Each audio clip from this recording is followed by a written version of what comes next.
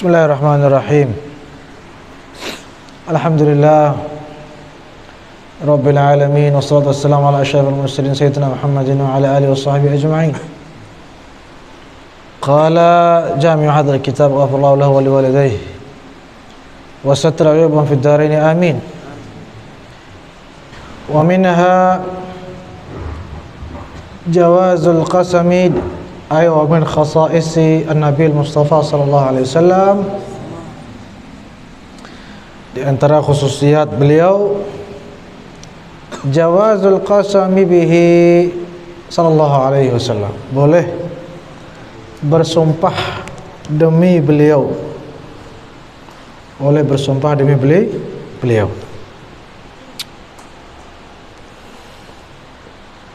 Kalau biasa kita demi Allah kita bilang, demi Rasulullah boleh, itu jatuh sumpah itu.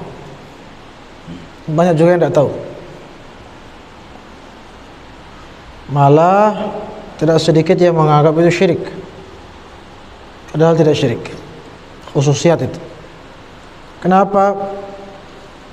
Faqad afta Syekh Ali Jum'ah fi kitabih Al-Bayan Al-Qawim litashih ba'd al-mafahim. Dalam kitab Al-Bayan Al-Qawim karangan Syekh Ali Jum'ah, Mufti Mesir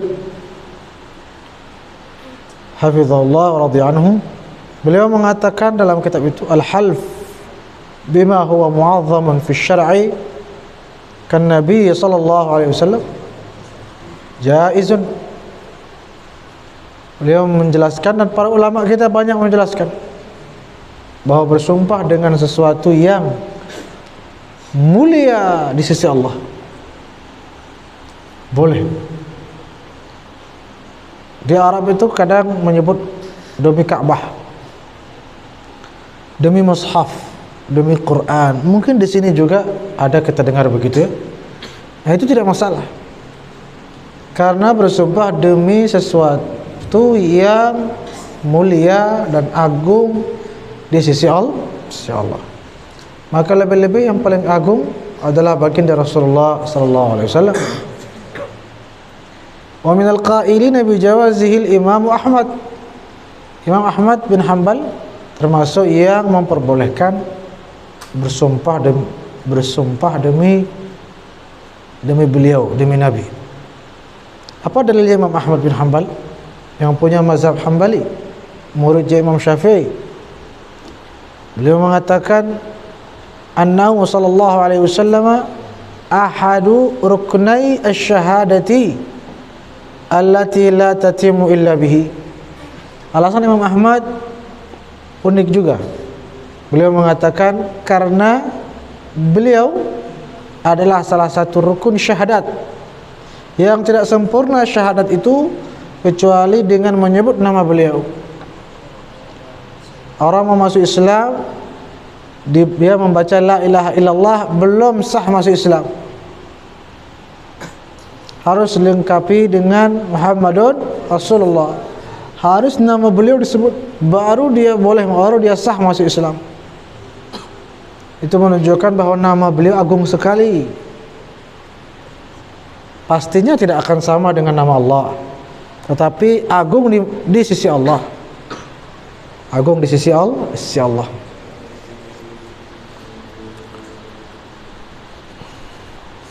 Ketika kita mengagungkan Nabi, itu sudah otomatis mengagungkan Allah. Karena yang kita agungkan ini apa? Hamba kesayangan Allah, ciptaan Allah. Kalau seseorang memuji kopi, itu otomatis yang dipuji siapa? Yang membuat kopinya kan?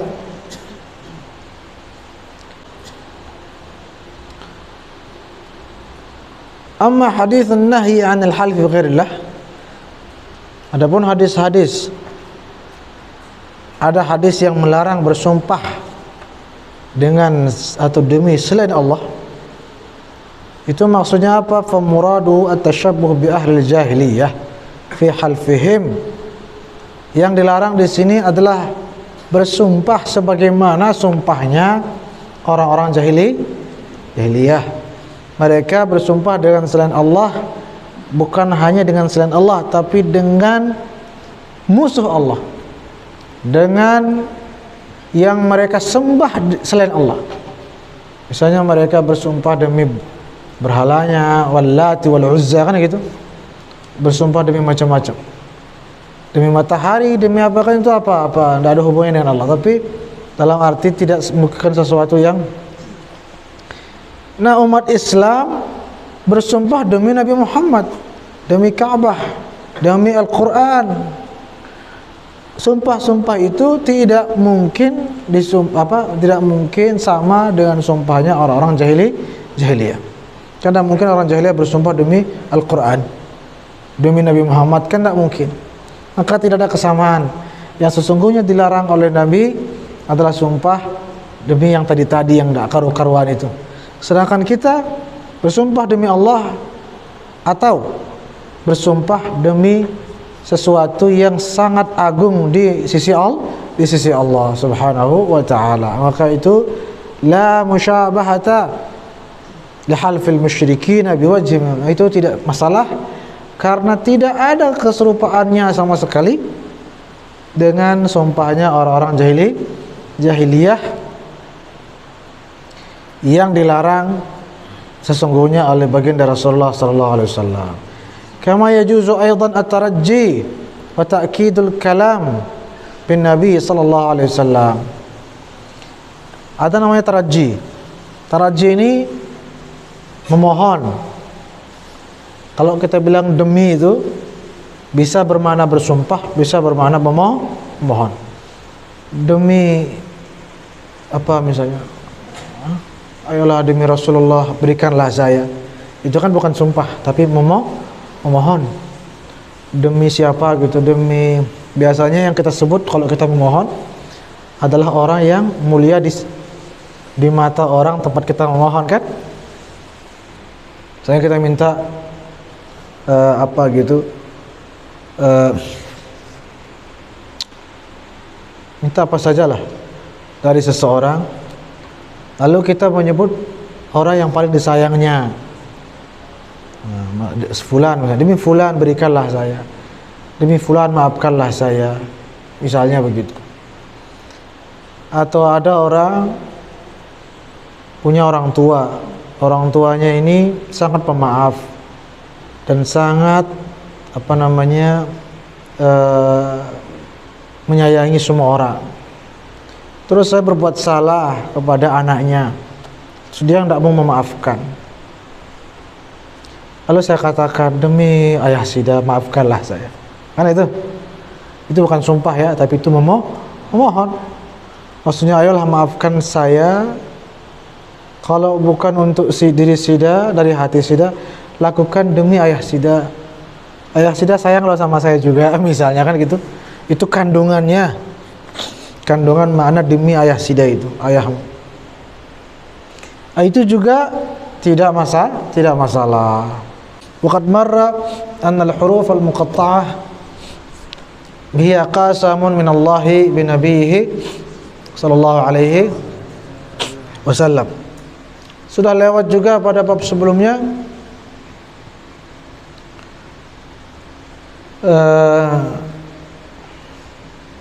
bahwa nama Nabi adalah juga sumpah dari Allah. Artinya Allah saja bersumpah demi beliau. Dalam antara lain huruf muqatta'ah tadi itu kan, termasuk Yasin, Taha. Itu sebagian ulama mengatakan itu sesungguhnya kandungannya adalah Allah bersumpah demi Rasulullah sallallahu alaihi wasallam.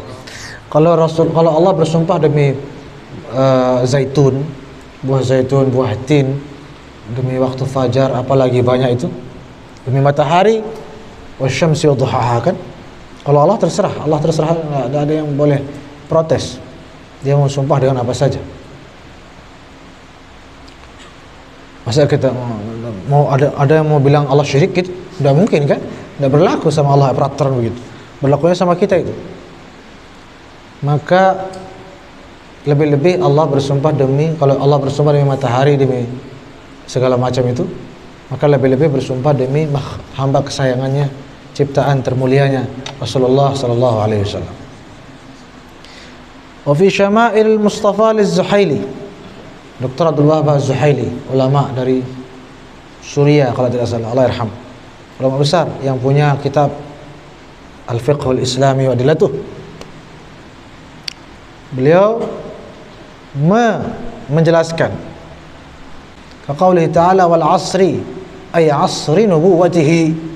Ternyata beliau menjelaskan bahwa demi masa, pada ayat wal 'asri itu maksudnya demi masa kenabian Rasulullah sallallahu alaihi wasallam. Ya, bukan demi masa pada umumnya. Tapi demi Allah bersumpah demi masa kenabian baginda Rasulullah sallallahu alaihi wasallam. Ya. Wa fi ba'd at-tafasir, dan di beberapa kitab tafsir, wan najmi, demi bintang, wan najmi dhahwa ma dalla sahabu maqawa. Wan najmi di sini ay wan najmil akbar wal kaukabil anwar sallallahu alaihi wasallam. Ada dalam kitab tafsir disebutkan demikian. Ditafsirkan wan najmi di sini adalah bintang, yang dimaksudkan dengan bintang di sini adalah baginda Rasulullah sallallahu alaihi wasallam yang menerangi umat manusia, yang menerangi alam semesta ini dengan rahmat beliau dan hidayah beliau yang telah dianugerahkan oleh Allah Subhanahu wa taala. Wal fajri, demi waktu fajar. Bagaimana ulama menafsirkan? Ay wa Muhammadin alladhi minhu tafajjara al-iman wa tabayyana al-iqan sallallahu alaihi wasallam. Wal fajri maksudnya apa? Demi Nabi Muhammad yang mana dari beliaulah terbit keimanan. Subhanallah. Terbit keimanan atau tafajjar itu artinya sebenarnya meledak, ya, meledak atau menjadi banyak gitu, menjadi mekar. Maka bisa diartikan di sini demi wal fajri, artinya demi Rasulullah sallallahu alaihi wasallam yang mana dengan sebab atau oleh beliaulah keimanan itu menjadi berkembang dan terus mekar. Keimanan itu menjadi semakin kokoh dan semakin kuat. Itu makna daripada wal fajri walayalin ashr. Yaqul Busiri fi burdati, apa kata Imam Busiri dalam kitab Burdah? Wa ismuhu qasamun min a'zamil qasami, dan nama beliau adalah sumpah min a'zamil qasam, bahkan diantara atau termasuk sumpah yang seagung-agungnya sallallahu alaihi wasallam. Jadi dapat dipahami bahwa intinya beliau ini agung sekali, agung, sangat agung. Itu intinya, kesimpulan dari semuanya.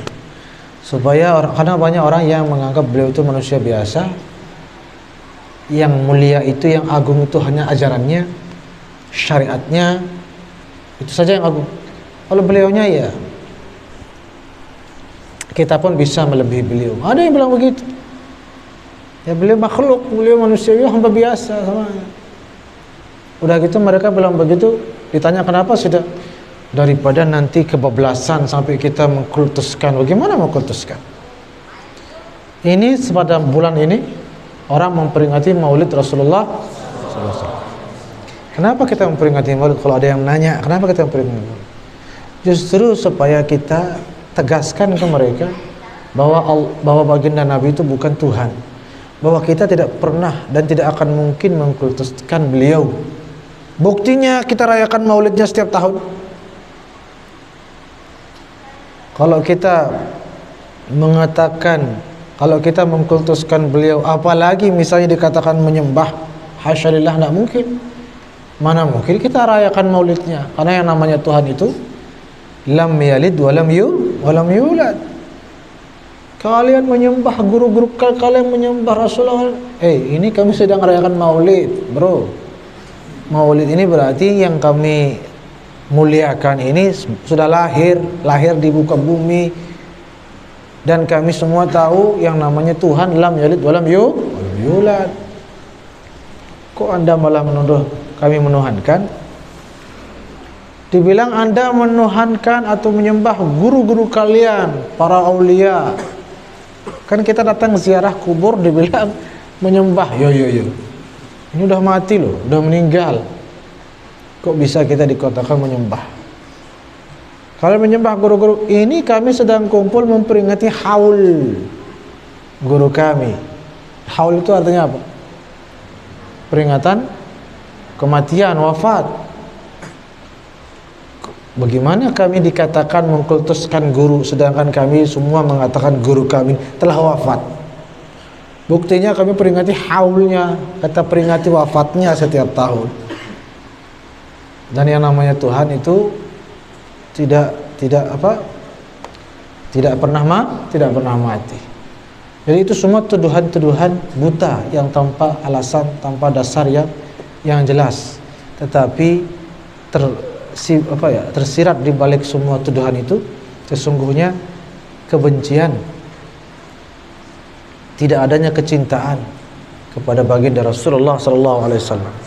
Bagaimana beliau tidak agung? Sahabat saja sudah jelas mengagungkan beliau. Rambut beliau tidak pernah, ketika beliau potong rambut, tidak pernah ceritanya rambut beliau jatuh ke bumi. Tidak kayak kita potong rambut kemana-mana kececer kan? Beliau potong rambut tidak ada yang kena bumi. Kenapa tidak ada yang kena bumi? Saking diperebutkan sama semua manusia yang ada di situ. Tidak ada yang memberi, nggak ada yang rela rambut beliau jatuh. Duluan ke tangan sahabat dulu, bahkan dibagi-bagi. Nah itu rambut beliau diagungkan sahabat. Sayyidina Khalid bin Walid dijadikan jimat perang, jadikan jimat dimasukkan dalam topinya. Ceritanya masyhur, pas jatuh dicari-cari kan begitu. Subhanallah. Bagaimana tidak agung beliau? Bagaimana tidak agung? Itulah orang yang bedanya orang yang cinta dengan tidak cinta. Ahlussunnah wal Jamaah ini sangat, mudah-mudahan kita termasuk, sangat mencintai baginda Rasulullah sallallahu alaihi wasallam. Sehingga natural itu. Natural. Makanya jangan dibuat-buat. Supaya tidak dibuat-buat, kenali beliau. Ini salah satu cara kita lebih mengenal beliau agar semakin cinta, semakin sayang, dan semakin memuliakan dan semakin mengagungkan sallallahu alaihi wasallam. Sayyidina Abu Bakar As-Siddiq radhiyallahu anhu pernah suatu ketika haus. Kita kalau haus ngapain? Minum kan? Contoh. Betul. Alhamdulillah. Betul-betul haus saya. Sayyidina Abu Bakar, beliau sendiri bercerita, atashan syadida. Haus luar biasa, keras sekali haus. Sangat haus. Karena sangat haus, apa yang beliau lakukan? Beliau ambil air minum, lalu mencari baginda Rasulullah SAW. Ishrab ya Rasulullah, minumlah ya Rasulullah. Sambil kehausan, minumlah ya Rasulullah. Diminumlah sama Nabi. Apa kata Sayyidina Abu Bakar bercerita? Fasyariban Nabi sallallahu alaihi wasallam hatta irtawaitu. Maka Nabi meminum air itu sampai hilang hausku. Langsung hilang haus beliau. Sayyidina Abu Bakar melihat baginda Nabi meminum air itu. Padahal Sayyidina Abu Bakar setetes pun tidak masuk ke dalam mulutnya. Jadi kalau beliau haus, bagaimana menghilangkan hausnya? Beliau meminta baginda Rasulullah SAW yang minum airnya. Kalau kita lihat orang minum atau makan kan makin lapar, makin haus kita malah ya. Kalau beliau tidak. Kalau beliau tidak. Nabi, karena itulah ada ikatan batin cinta yang luar biasa. Saking melihat yang sangat dicintai ini, menikmati minuman tersebut, saking betapa indahnya pemandangan itu, maka langsung seketika hilang hausnya Sayyidina Abu Bakar. Sangat kenyang dia, padahal tidak minum sedikit pun. Itulah kekuatan. Nah, itu mau dikatakan berlebihan? Boleh bertanya. Ya Rabbi, apakah seseorang dikatakan tokoh telah Islam ketika hanya meyakini di dalam hati saja tanpa mengucapkannya?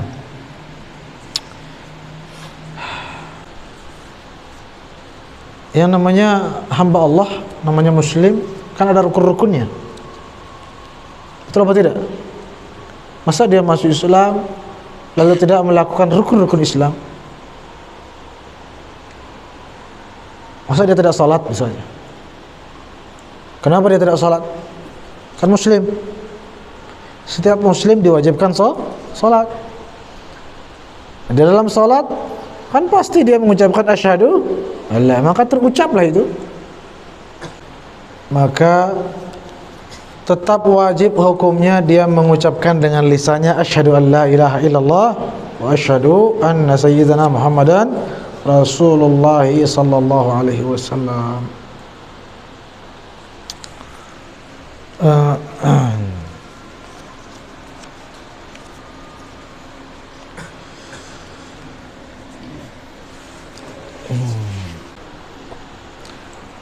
Kalau tidak ada jadi kita sholat. Udah azan belum? Suruh cepatan azan muazzin. Kalau sudah mulai tumbuh rasa cinta pada Rasulullah sallallahu alaihi wasallam, bagaimana cara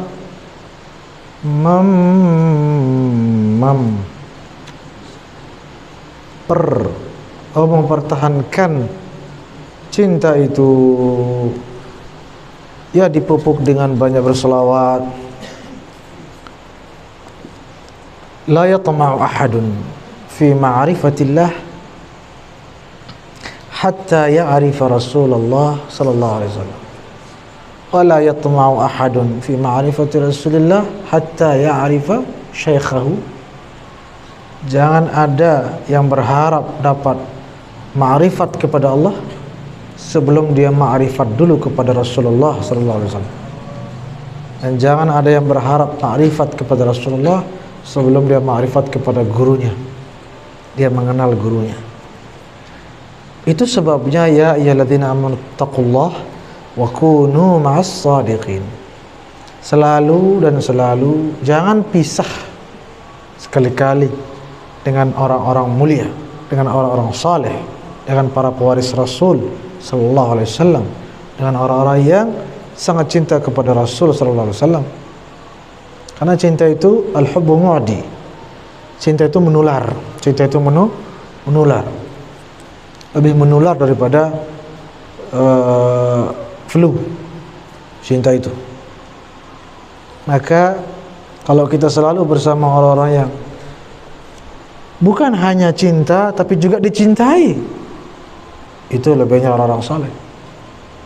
Yang mencintai baginda Nabi, ya, mungkin banyak, dengan para pengaku cintanya juga terhitung. Tetapi yang dicintai oleh Nabi, ya bukan sembarang orang. Para ulia, orang-orang saleh, cari sampai dapat. Dan kalau dapat jangan lepas. Karena kalau sudah mencintai dan dicintai oleh beliau sallallahu alaihi wasallam, maka ada sir di situ. Ada pancaran madad di situ. Yang mana kalau kita selalu dekat dengannya, selalu memandangnya, itu seperti memandang baginda Rasulullah sallallahu alaihi wasallam. Itu salah satu cara ampuh dalam mempertahankan cinta kita kepada Rasulullah sallallahu alaihi wasallam. Wallahu a'lam.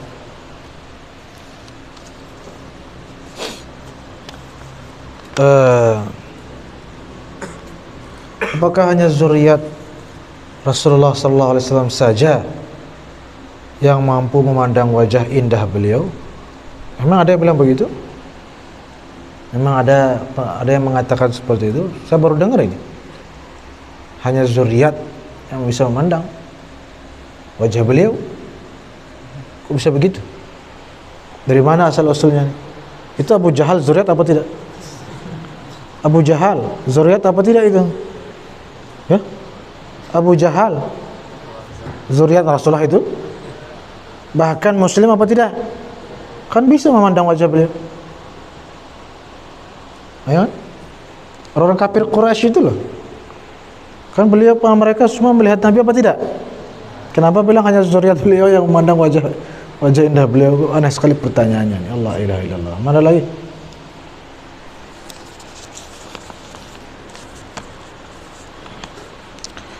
Ya Allah ya Karim. Lagi pula ini harus diperhatikan baik-baik bahwa pintu menjadi ahlul bait,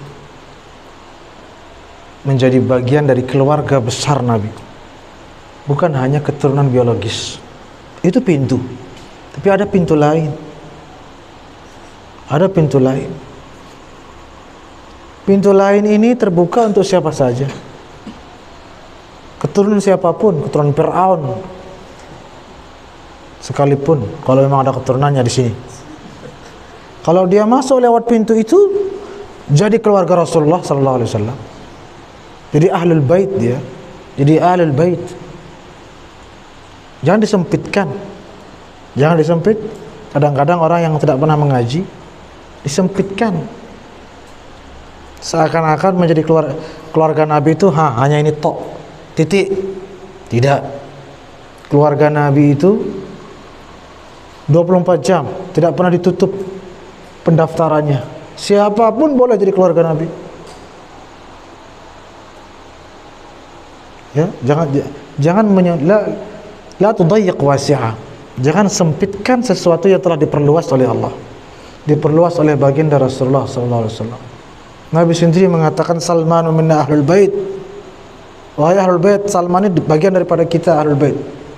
Padahal Salman Al-Farisi bukan keturunan beliau.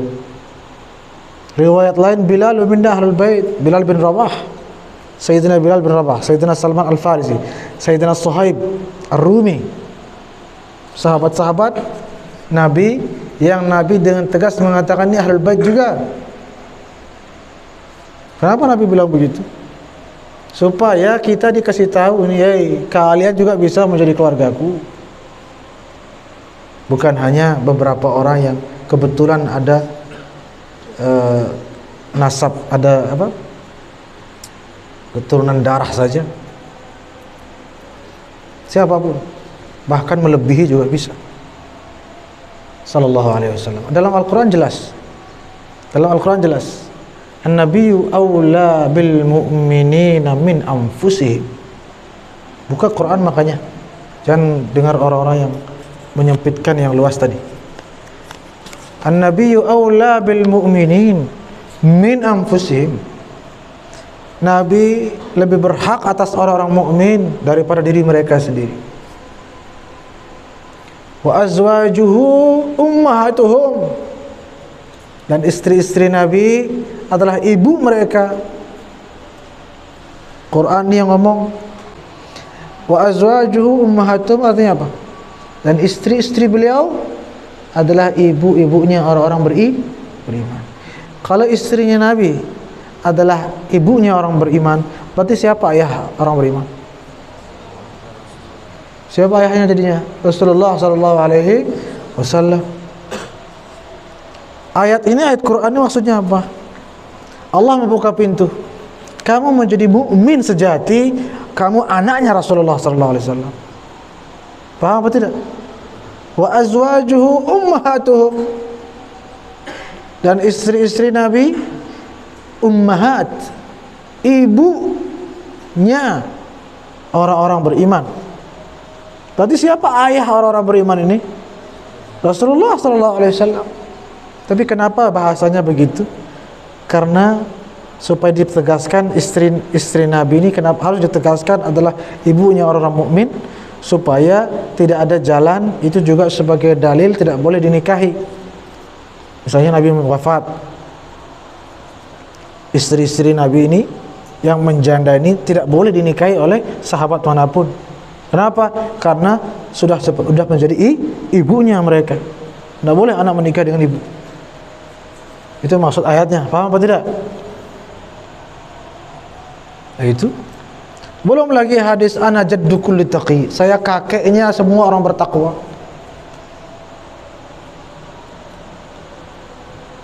Berarti orang yang bertakwa cucunya Rasulullah sallallahu alaihi wasallam. Dan itu hadis, diapakan hadis itu?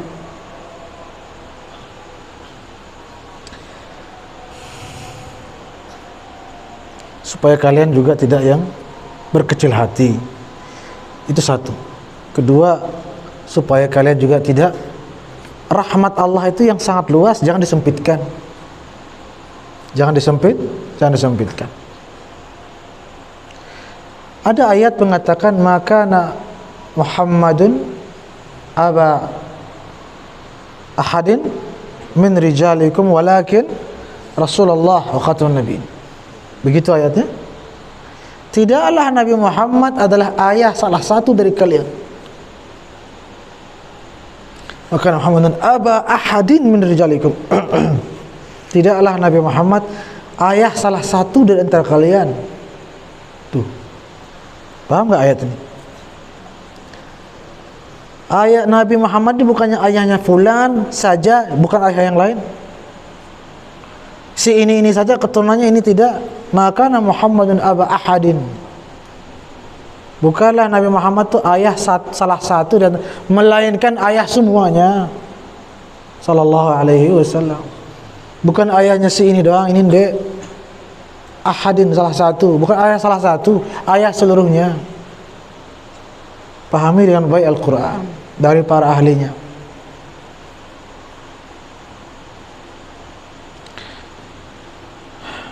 Ayo dalam surat Allahumma shalli ala sayyidina Muhammad, surat Nuh, bukan.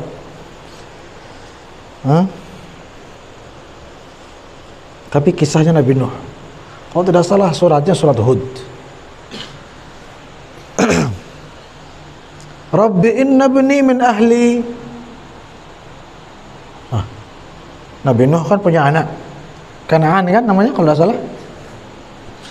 Anaknya apa tidak anaknya itu? Anaknya Nabi Nuh apa tidak itu? Apa kata Nabi Nuh kepada Rabbi? Kan begitu ditenggelamkan. Inna bni min ahli. Sesungguhnya anak aku ini ahliku, ahlul bait. Apa kata Allah? Innahu laisa min ahlik. Baca Quran makanya supaya enggak sempit segala-galanya. Innahu laisa min ahlik, kata Allah, dia bukan ahlmu, bukan keluargamu, padahal anak kandungnya. Supaya kita paham apa perbedaan ahl dengan zurriyah.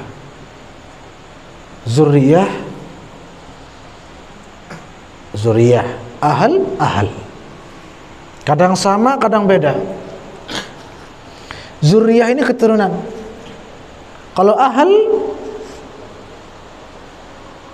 keturunan yang mengikuti. Keturunan yang mengikuti. Yang tidak mengikuti bukan ahl tapi zuriyah iya. Zuriyah saja iya, tapi ahl tidak. Karena ketika Nabi Nuh mengatakan inna bni min ahli, Allah tegaskan innahu laisa min ahlik, dia bukan ahlmu, dia zuriyahmu saja. Itu maksudnya. Dia zuriyahmu iya, tapi ahlmu tidak. Ahlul bait tidak. Padahal anak kandung. Tuh. Nabi Adam punya 3 anak. Supaya kalian paham apa itu zuriyah. Ada lagi namanya itrah, ada lagi namanya ahl. Catat ini, zuriyah, itrah, ahl. Sama ada lagi alul bait.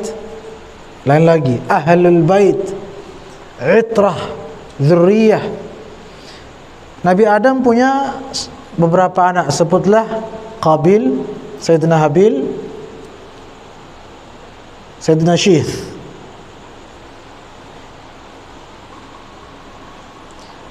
Qabil itu namanya zuriyah. Tiga-tiganya zuriyah. Tapi kalau Qabil zuriyah saja. Kalau Habil ya, mana yang bagus, Qabil apa Habil? Habil ya. Yang Habil, Sayyidina Habil dzurriyyah dan itrah. Dzurriyyah dan itrah. Apa bedanya dzurriyyah dan itrah? Dzurriyyah ini keturunan saja, titik. Itrah keturunan yang cenderung ada kesamaan dengan ayahnya.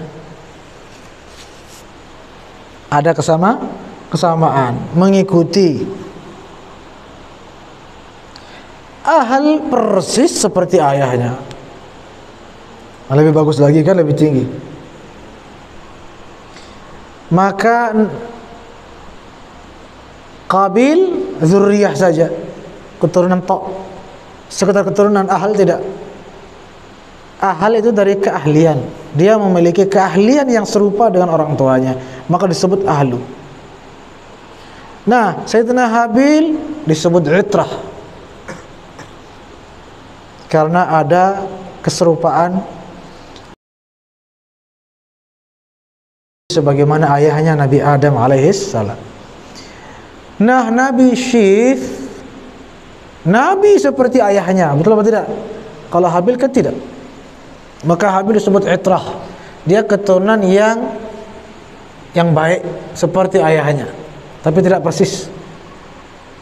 Yang persisnya Nabi Syith, maksudnya sama-sama Nabi, sama Nabi seperti ayahnya, penerus tulen. Maka dia disebut dengan ahlul bait. Jadi dia ada plusnya, dzurriyyah, itrah dan ahl. Itu bedanya. Maka keturunan Nabi Nuh yang Kanaan tadi dzurriyyah saja, ahl tidak, itrah pun tidak, apalagi ahl. Makanya Allah bilang innahu laisa min ahlik. Allah ingin mengajarkan kepada kita perbedaan antara dzurriyyah dan ahl. Jangan dicampur aduk. Kalau dicampur aduk kacau. Nanti orang bilang apa? Berarti Kanaan itu bukan anaknya Nabi Nuh. Kan gitu jadinya. Buktinya Allah bilang wah, Anda tidak paham, dia anaknya Nabi Nuh. Tapi itu laisa min ahlik, maksudnya dia bukan keturunanmu yang mengikutimu. Itu maksudnya. Karena keturunan yang mengikuti jejak baru namanya ahlul bait. Tapi kalau tidak mengikuti, bukan, dzurriyyah saja, seperti Kanaan, seperti Qabil. Maka keturunan Nabi sallallahu alaihi wasallam dan akhlaknya seperti beliau, kasih sayangnya seperti beliau, kemuliaan dan ilmunya ahlul bait. Agak kurangan tapi baguslah. Itrah sama sekali tidak seperti baginda Nabi. Nabinya lembut, lemah lembut, dia keras teriak sana sini. Maka itu hanya sekedar dzurriyyah saja. Itrah tidak, ahl tidak. Wallahu a'lamu bis. Wallahu a'lam. Ada satu lagi namanya alul bait. Alul bait. Tadi kan ahlul bait. Sekarang yang keempat namanya alul bait. Ala ila syai'i. Dia cenderung kepada sesuatu. Alul bait, dia ada kecenderungan kepada keluarga Rasulullah sallallahu alaihi wasallam. Nah, ini ini spesial. Ini yang saya maksudkan di awal, jalur lain, jalur khusus. Bukan keturunan, tapi masuk dalam keluarga besar baginda Rasulullah sallallahu alaihi wasallam. Itu perumpamaannya begini. Ada seorang dokter atau seorang ulama, punya anak 3. Punya anak berapa? 3. Satu la ilaha illallah, bengelnya itu apa? Atau tidak usah bengel sudah. Tidak usah bengel, biasa. Dia bukan ulama, malah bukan orang pintar. Dia bukan orang pintar, cukup ada kebodohannya lah sedikit. Maka dia disebut apa? Dzurriyyah saja. Dia sampai sana, sampai sana batasnya, hanya keturunan tok, sebatas keturunan. Anak yang kedua, anak ulama ini, ada yang kedua pintar masya Allah, tetapi tidak menjadi ulama. Ya mungkin jadi apa, bisnismen, apa mungkin rezekinya dia. Ya mungkin dia jadi pejabat misalnya. Tapi dia sama kecerdasannya dengan ayahnya, sifatnya juga ada kemiripan, maka dia tidak hanya zuriyah tapi lebih dari zuriyah. Namanya apa? Itrah, ya. Apa namanya? Itrah.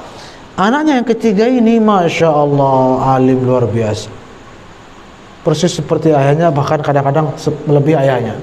Maka ini disebut apa? Ahlul bait, ahlnya si ayah tadi. Ada orang lain tetapi mengaji sama ulama ini, setia mengaji dari kecil sampai dia tua mengaji sama ulama ini. Dan saking setianya mengaji sama ulama ini, dia persis juga jadinya seperti ulama ini. Maka dia disebut apa? Ahlul bait. Anaknya juga itu, anak lewat jalur khusus. Bahkan ahlul ini dia ahlul bait, dia ada kecenderungan bahkan persis mirip seperti sang ulama tadi. Bukan keturunan, bukan dzurriyyah, bukan dzurriyyatun nabi, tapi alun nabi sallallahu alaihi wasallam.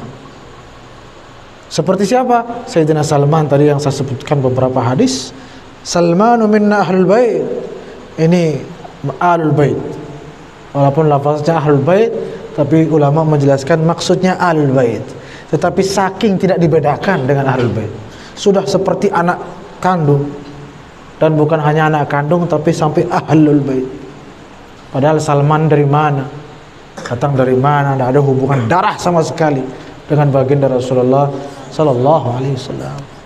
Sehingga siapapun dari kita insya Allah, walaupun mungkin secara nasab ia tidak ada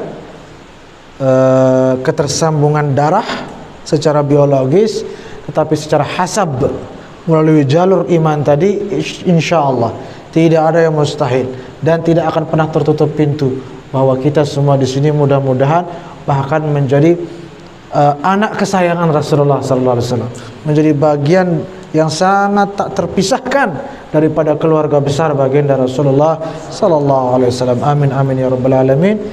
Ada lagi yang belum jawab.